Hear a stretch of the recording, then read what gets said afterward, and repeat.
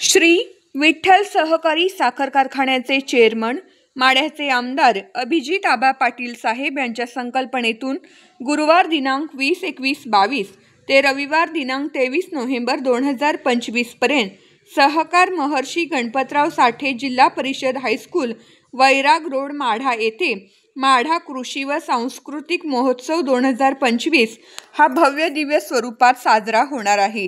त्यानिमित्ताने आमदार अभिजित पाटील यांनी कार्यक्रमाची पाहणी करून स्टेज पूजन करण्यात आले। यावेळी माढा शहरातील अनेक राजकीय नेते मंडळी उपस्थित होते। कृषी क्षेत्रातील नाविन्यपूर्ण तंत्रज्ञान, शेतकरी प्रबोधन, स्थानिक कला संस्कृतीचा जागर, मनोरंजन आणि ग्रामीण अर्थव्यवस्थेला चालना देण्याच्या उद्देशाने हा महोत्सव आयोजित करण्यात आलेला आहे।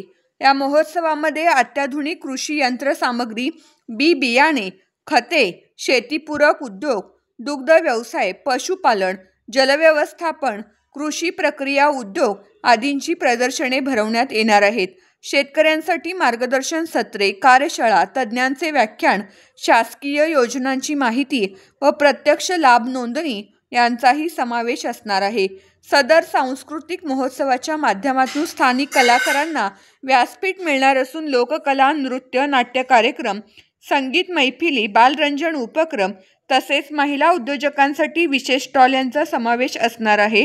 माढा कृषी व सांस्कृतिक महोत्सव 2025 या महोत्सवाच्या माध्यमातून माढा तालुक्यातील शेती, संस्कृती आणि स्थानिक उद्योग व्यवसायांना नवी दिशा मिळावी तसेच तरुणाईला प्रेरणादायी रोजगाराभिमुख संधी उपलब्ध व्हाव्यात हा प्रतिष्ठानचा मुख्य हेतू आहे। या महोत्सवात सर्व शेतकरी बांधव, महिला बचत गट, युवा वर्ग, उद्योजक, नागरिक व माढा पंचक्रोशीतील ग्रामस्थ तसेच पाहुण्यांनी मोठ्या संख्येने सहभागी व्हावे असे आवाहन आमदार अभिजित पाटील यांनी केले आहे।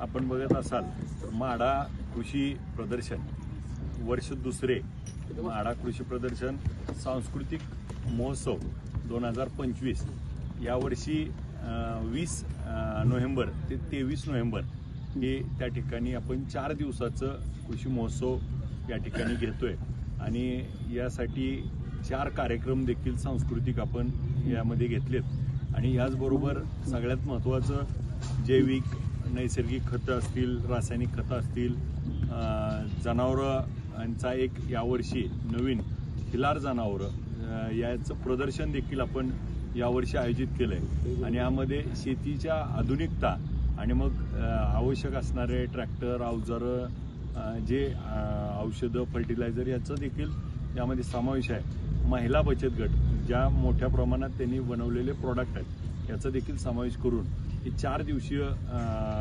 आपण प्रदर्शन आयोजित केलं आहे। 20 तारखेला संध्याकाळी 7 वाजता त्याचं उद्घाटन होईल आणि त्या दिवशी पहिला सांस्कृतिक कार्यक्रम होईल आणि त्यानंतर 3 दिवस हे प्रदर्शन चालेल।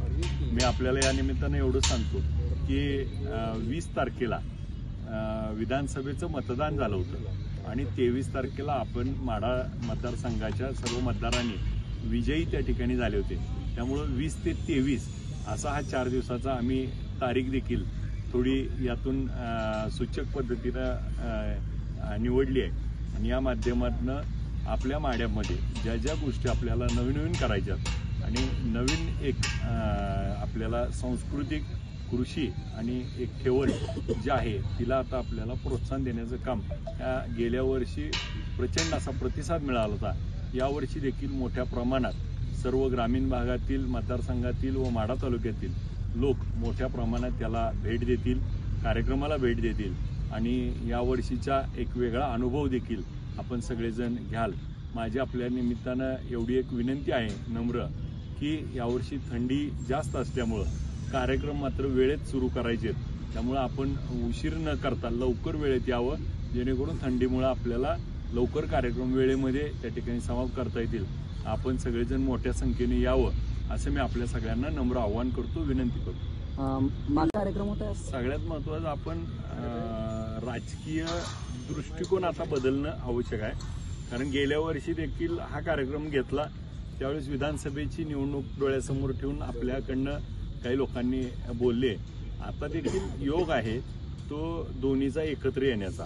परंतु आपण हा बघितलं पाहिजे की हा महोत्सव आता अखंडपणे चालत राहणार आहे.